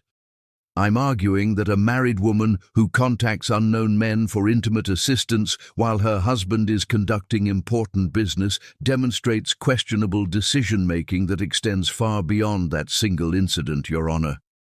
Elowen rose smoothly, her voice cutting through Marcellus's rhetoric like a blade through silk. Objection, Your Honor. Mr. Kane is deliberately mischaracterizing life-saving emergency medical assistance as something inappropriate. Mrs. Williams was abandoned by her husband during active labor and made a desperate plea for help that preserved both her life and her child's life. Sustained, Judge Thorne said with unmistakable dryness. Mr. Kane, please confine yourself to factual evidence rather than inflammatory speculation, Marcellus called his first witness. Dr. Patricia Whitman, a psychiatrist who had never actually examined Jada, but who testified with impressive authority that based on comprehensive behavioral reports from Edward and Genevieve, Jada was likely suffering from severe postpartum depression with paranoid delusions. In my professional opinion, Dr. Whitman declared with practiced conviction, Mrs. Williams' accusations against her husband, combined with her inappropriate relationship with another man, suggest a significant break from reality that could endanger her child's welfare. During cross-examination, Elowen systematically destroyed Dr. Whitman's credibility with surgical precision that was beautiful to witness. Dr. Whitman, you've never actually examined Mrs. Williams personally, is that correct? That's correct. But I've reviewed extensive behavioral reports. Reports provided exclusively by people who are actively seeking custody of her child. Well, yes, but these reports were comprehensive, and you're being compensated by Mr. Williams' legal team for this testimony today? I'm being compensated for my professional time and expertise, yes. So you're being paid to provide a psychiatric opinion about someone you've never met, based exclusively on reports from people with a significant financial interest in the outcome of this case. Dr. Whitman's confident demeanor began cracking under Elowen's relentless questioning. I'm providing my professional opinion based on available evidence. Evidence provided exclusively by people who want to take Mrs. Williams' child away from her, Elowen said, with devastating finality. Edward took the witness stand next, presenting himself as a concerned father whose wife had become increasingly unstable after their son's birth. He spoke with practiced sincerity about Jada's erratic behavior, her wild accusations about his business practices, and her inappropriate relationship with Theron Amadeo. Your Honor, I love my wife deeply, but I must prioritize what's best for Torrin, Edward said with the kind of emotional manipulation he had perfected over years of practice. Jada has been making increasingly irrational claims about my business, and she's admitted to having an intimate relationship with another man. I'm genuinely afraid for my son's safety and emotional well-being. But when Elowen cross-examined Edward, his carefully constructed narrative began unraveling with spectacular speed. Mr. Williams, you testified that you love your wife deeply. Is it your usual practice to abandon women you love during medical emergencies? I wasn't abandoning her. I was conducting critically important business. Business that was more important than your wife giving birth to your son. Edward's face flushed with defensive anger. I didn't know the baby was coming that specific night. Even though your wife had been in labor for hours and had repeatedly attempted to contact you. First babies typically take considerable time. There was no reason to think, Mr. Williams, are you a medical professional qualified to determine how long labor should take? No, but I have experience. So when your wife informed you she was in labor, you decided that your business meeting was more important than her medical needs. That's not how the situation developed, Edward said, but his voice had lost its confident authority. Elowen produced a thick folder of documents. Mr. Williams, let's discuss these business practices your wife has allegedly been making wild accusations about. Are you familiar with these contracts? As Elowen methodically showed Edward document after document proving that he had stolen Jada's designs and sold them as his own original work, his testimony collapsed completely. He attempted to minimize the theft, then to justify it, then to blame Jada for not understanding how business operated in the real world. So you admit that you appropriated your wife's creative work and sold it without her knowledge or consent? Elowen asked with devastating clarity. I transformed her amateur efforts into professional products, Edward said defensively. You mean you stole her intellectual property and profited from it while telling her that her work was worthless? I provided the business expertise that made her work commercially viable.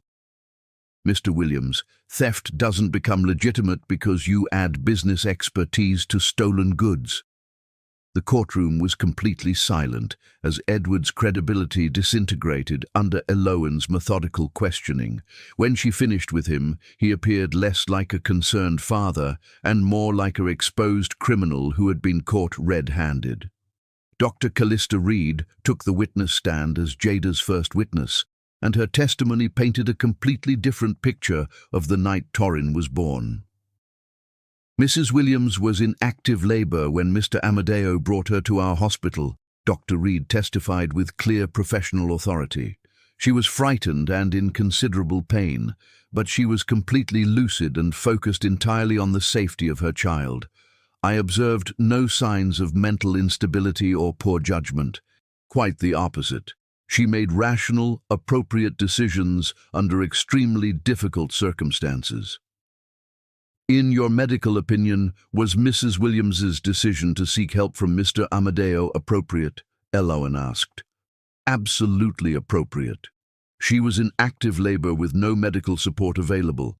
Accepting help from anyone willing and able to provide it was exactly the correct decision. If she hadn't acted when she did, both she and the baby could have died. Aurelia Cross testified next, describing the private investigators who had attempted to gather damaging information about Jada and the way Edward's family had tried to bribe hospital staff to provide false testimony. They weren't interested in the truth, Aurelia said with passionate conviction. They were desperately searching for anything they could twist to make Jada look bad. When they couldn't find anything real, they started attempting to manufacture evidence. But the most powerful testimony came from Theron Amadeo himself. As he took the witness stand, the courtroom seemed to hold its collective breath. Here was a man whose reputation for integrity was legendary, whose business practices were studied in ethics courses, whose charitable foundations had transformed communities throughout the Southeast. Mr. Amadeo, Elowen began, please describe your relationship with Mrs. Williams. Theron's voice was calm and clear as he described receiving Jada's desperate text, finding her in labor and completely alone, and staying with her through the delivery not out of inappropriate interest, but because he couldn't bear to leave a woman and child without support. I have no romantic relationship with Mrs. Williams, Theron said with firm conviction.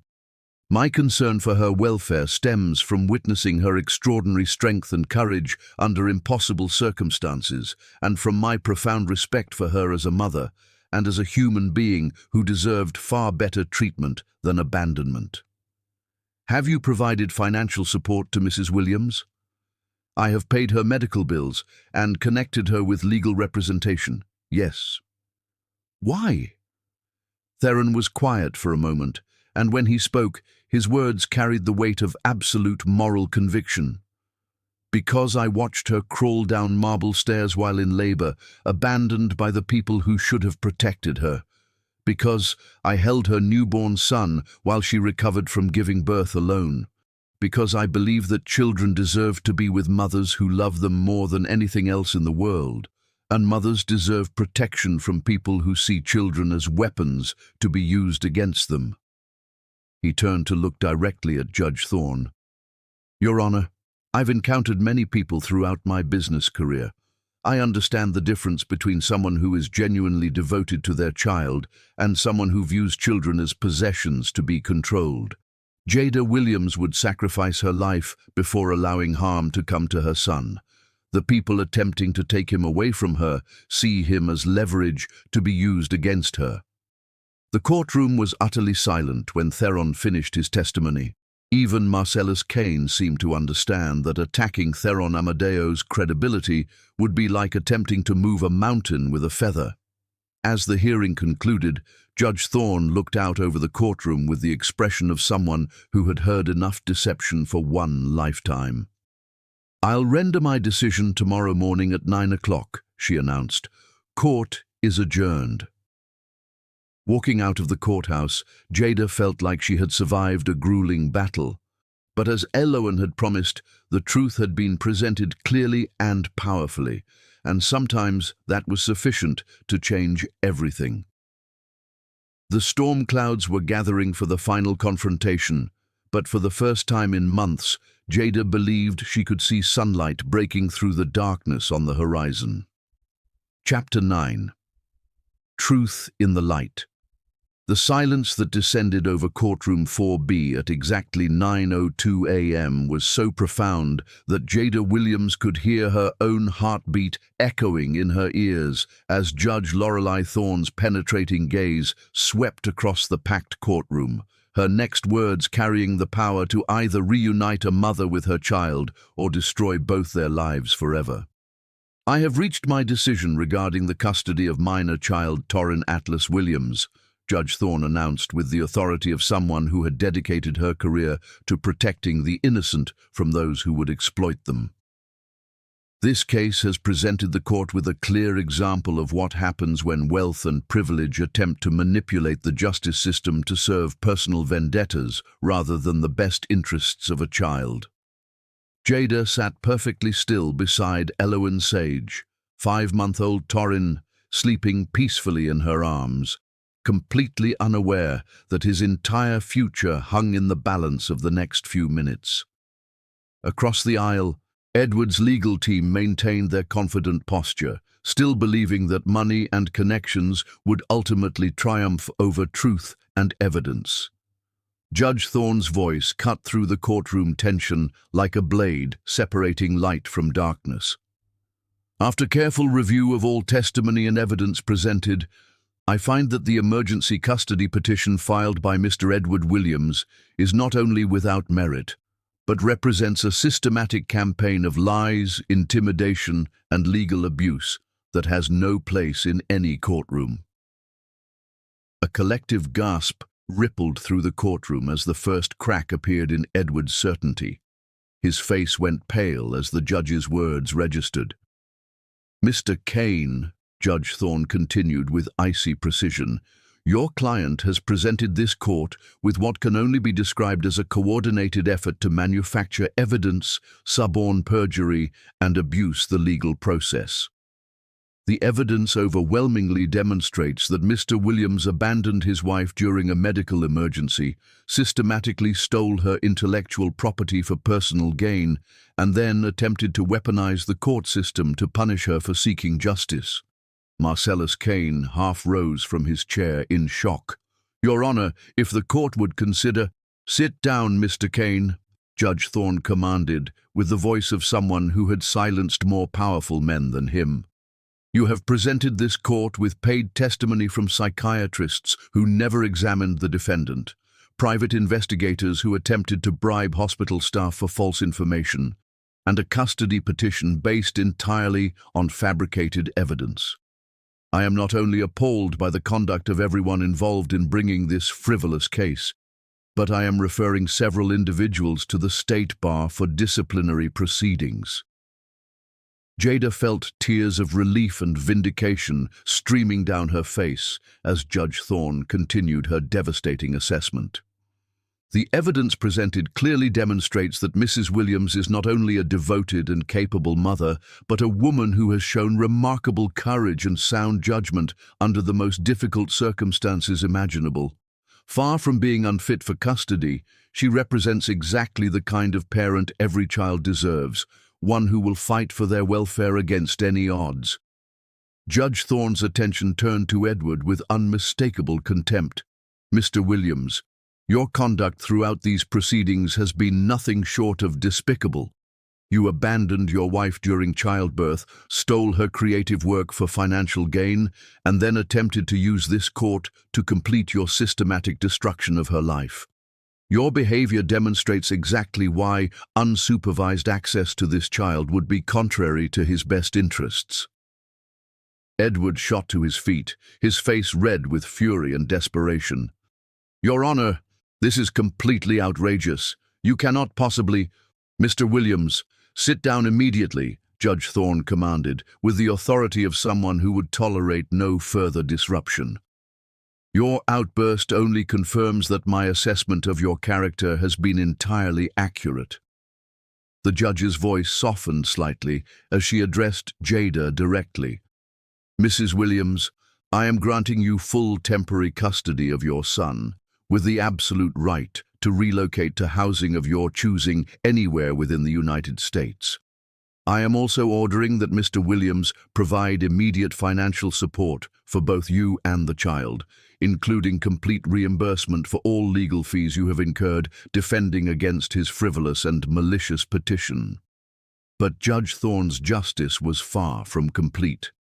Furthermore, based on the overwhelming evidence of intellectual property theft, fraud, and systematic deception presented in this case, I am immediately referring this matter to both the District Attorney's Office for Criminal Investigation and the Internal Revenue Service for tax fraud examination.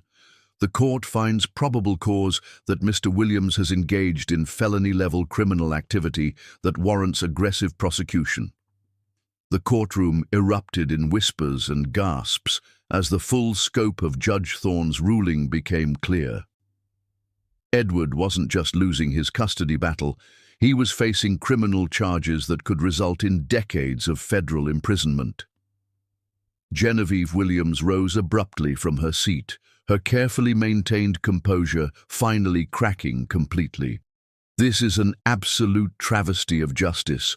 Our family has maintained standing in this community for generations. This manipulative woman has poisoned the court against us with her calculated lies." Judge Thorne's gaze settled on Genevieve with the force of a laser beam. "Madam, if you are suggesting that family connections or social standing should influence decisions involving child welfare, you are gravely mistaken about how justice operates in my courtroom. Your family's behavior throughout these proceedings has been a textbook example of how privilege without moral character inevitably leads to corruption and destruction." The judge's voice rose with unmistakable anger. "Furthermore, I am issuing a restraining order prohibiting any member of the Williams family from contacting Mrs. Williams or her child except through court-approved channels. Any violation of this order will result in immediate incarceration for contempt of court." As Judge Thorne's gavel fell with the finality of thunder, ending the hearing, Jada felt something she hadn't experienced since the night Torrin was born, the absolute certainty that she and her son were not just safe, but completely free. Outside the courthouse, Elowyn Sage was practically glowing with professional triumph and personal satisfaction. "I've been practicing family law for 20 years, and I have never witnessed a judge deliver such a comprehensive and decisive victory. Edward's entire legal team just experienced complete and total destruction." Theron Amadeo was waiting on the courthouse steps, his face showing profound relief and something deeper, a pride that had nothing to do with legal victory and everything to do with witnessing justice finally served. "How does it feel to have won everything?" he asked gently as Jada approached, still carrying Torrin against her chest. "Like I can finally breathe again," Jada replied with honest emotion. "Like the world makes sense again, and truth actually matters." "Where will you go now?" Theron asked with genuine interest. "Judge Thorne said you have the right to relocate anywhere you choose." Jada looked down at Torrin, who had awakened and was gazing up at her with the serious, intelligent expression that never failed to melt her heart completely. "I want to start completely fresh. Find a place that feels like home instead of a stage set designed to impress strangers. I might be able to help with that search," Theron said with a gentle smile that made Jada's heart skip with anticipation. "I own several properties that are designed for families rather than showpieces, places where children can actually play without worrying about breaking expensive furniture that's more important than their happiness." As they talked, Aurelia Cross came running up the courthouse steps, having rushed over from the hospital during her lunch break to hear the verdict that would determine her best friend's future. "Please tell me you won absolutely everything," Aurelia said breathlessly, her face showing the anxiety of someone who cared deeply about the outcome. "We won everything that mattered," Jada said, still hardly believing the completeness of their victory. Aurelia let out a triumphant whoop that echoed off the courthouse walls and drew smiles from everyone within hearing distance. "Justice! Finally! I knew that judge was too intelligent and experienced to fall for Edward's expensive lies." But their celebration was interrupted by the arrival of Edward himself, flanked by his remaining legal team and looking like a man whose entire world had just collapsed into ruins around him. "This isn't over, Jada," Edward said, his voice shaking with rage, desperation, and the dawning realization of his complete defeat. "You think you've accomplished something significant, but you have no comprehension of what you've unleashed. My family possesses resources and connections you cannot imagine. We will appeal this biased decision.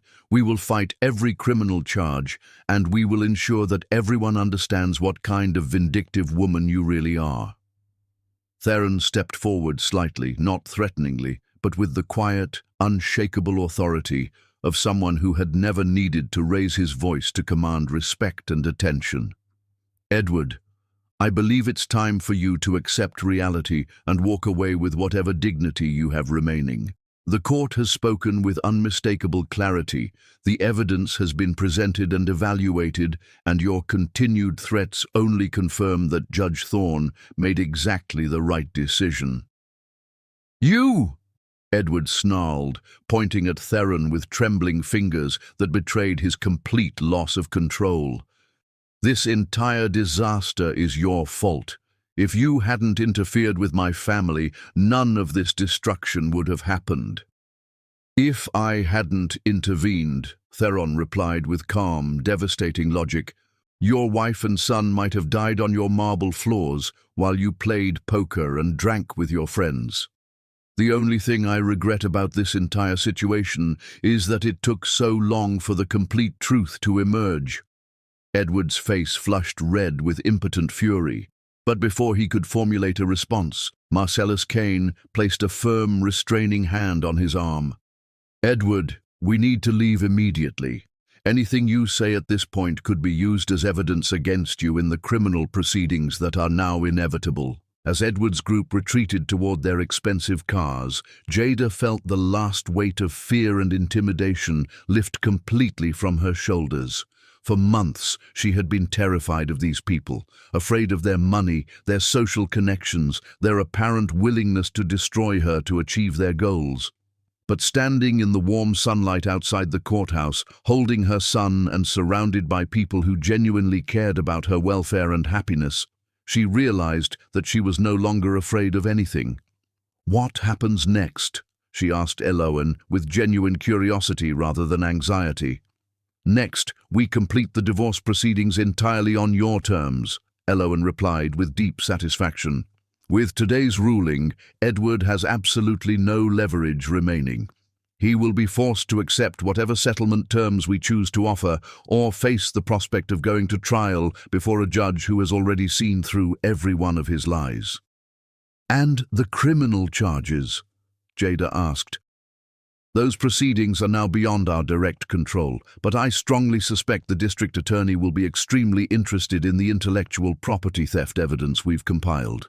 White-collar crime prosecution has become a major priority, especially when it involves systematic fraud and racketeering." As they prepared to leave the courthouse behind forever, Theron approached Jada with an expression that combined admiration, respect, and something deeper that made her heart race with possibility. "I want you to know how much I admire your courage throughout this entire ordeal," Theron said with sincere emotion. "You could have accepted Edward's settlement and avoided this painful battle, but you chose to fight for what was right and just. That required extraordinary strength and character." Jada looked into Theron's eyes and saw something she had never experienced in Edward's gaze: genuine respect for her as a complete person, not as a possession or an accessory to someone else's ambitions. "I couldn't have survived this without you and everyone who stood beside me. I thought I was completely alone, but it turns out I was never truly alone at all." "You're certainly not alone now," Theron said with a smile that promised infinite possibilities for their future together. As they walked down the courthouse steps together, Jada carrying Torin with pride and relief, Elowen practically glowing with legal triumph, Aurelia texting everyone she knew about the victory, and Theron walking beside them with quiet satisfaction, Jada realized that this moment represented far more than the end of a legal battle. This was the beginning of the authentic life she had always deserved, but had been afraid to fight for until now. The truth had finally been heard, acknowledged, and vindicated, and it had set them all free to build something beautiful from the ashes of Edward's destruction. Chapter 10. Crown of Victories.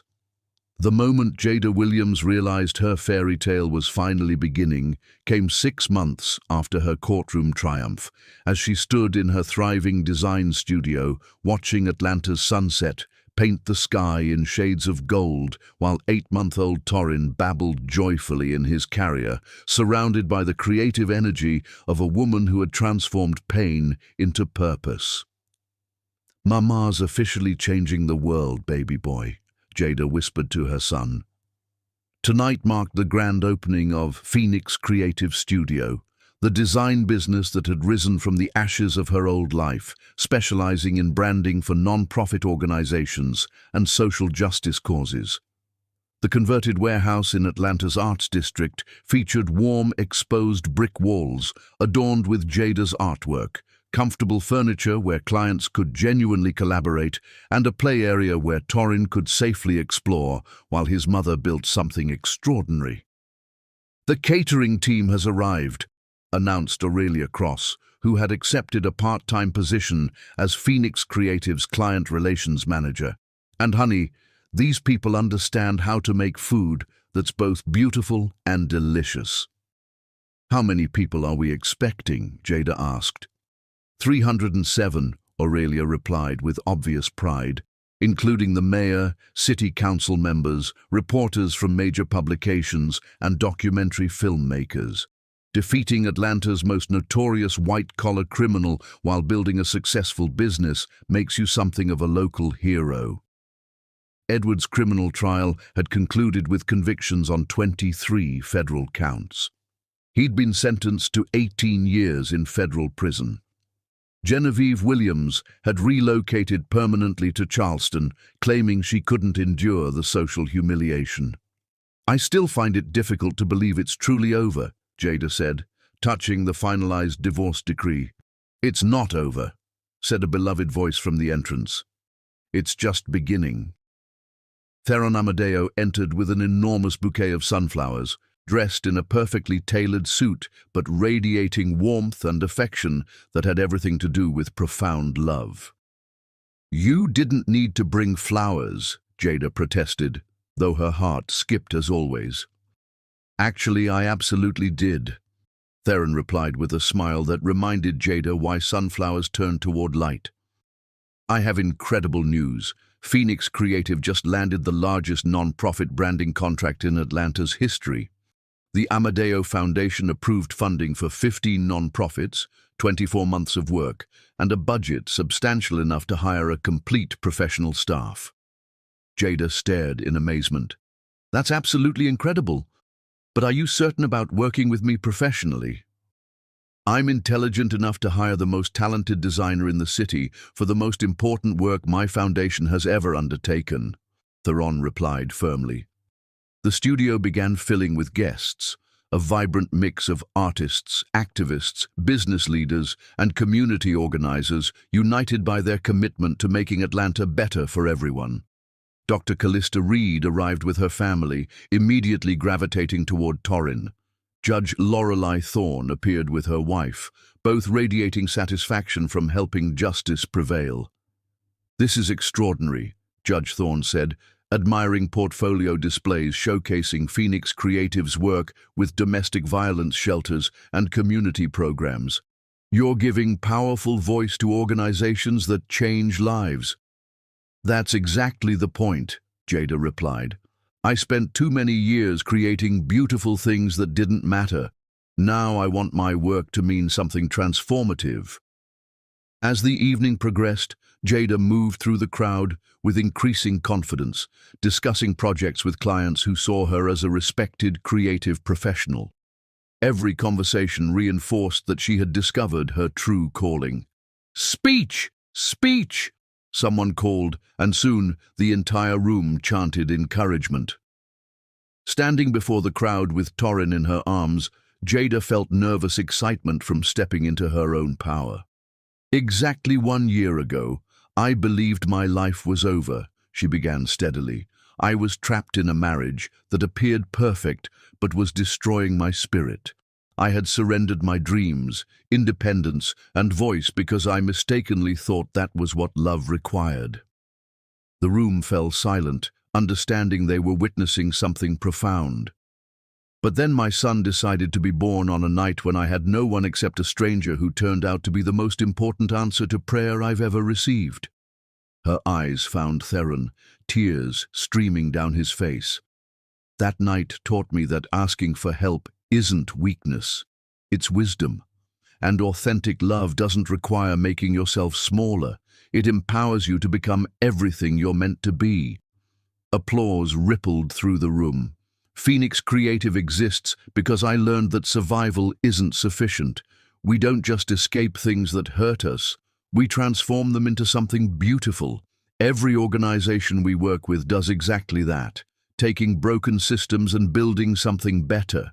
That's what this studio represents, rising from whatever tried to destroy us and creating something extraordinary." As applause swelled, Torrin clapped his tiny hands. The sight of mother and son together, strong and free and surrounded by love, moved people to tears. After formal speeches concluded, Theron approached with profound seriousness. "Can we talk privately?" he asked. They stepped onto the small balcony where Atlanta's lights sparkled below like earthbound stars. Torrin had fallen asleep, peaceful and secure. "Jada," Theron began, gathering courage, "I need to tell you something I've wanted to say for months." "What is it?" Jada asked, her heart racing. "I love you," Theron said with simple honesty. "Not because I rescued you or because of dramatic circumstances. I love you because you're the strongest, most creative, most compassionate person I've ever known.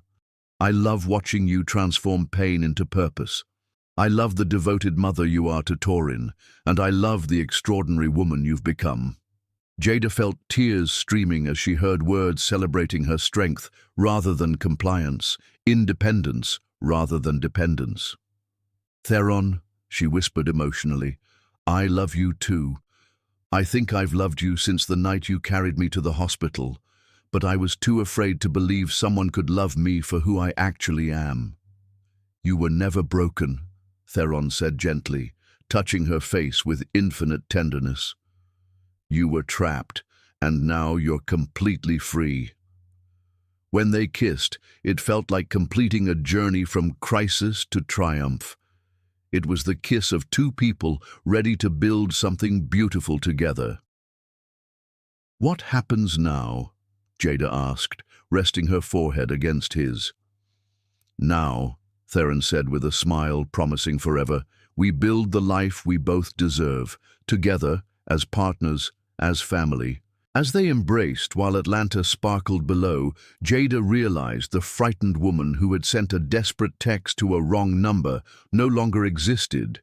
In her place stood someone who had fought for justice and won, built a business based on values, and raised a son understanding that love meant freedom rather than control.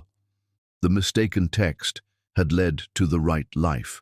For the first time since she could remember, Jada Williams felt like the heroine of her own story. Inside, the celebration continued as Phoenix Creative launched its mission to give voice to those needing to be heard. Outside, three people who had found each other through courage stood together under Atlanta stars, ready to write the next chapter of a love story that had transformed them all. The diamond cage had been shattered completely, and from its ruins had risen something infinitely more valuable. A life built on authenticity, mutual respect, and unshakable knowledge that sometimes the most beautiful destinations could only be reached by traveling through the darkest storms. Justice had been served, love had triumphed, and Jada Williams had finally claimed her crown as the author of her own happily ever after. The wrong text had become the most right thing that ever happened, leading her home to herself and to a love worth fighting for.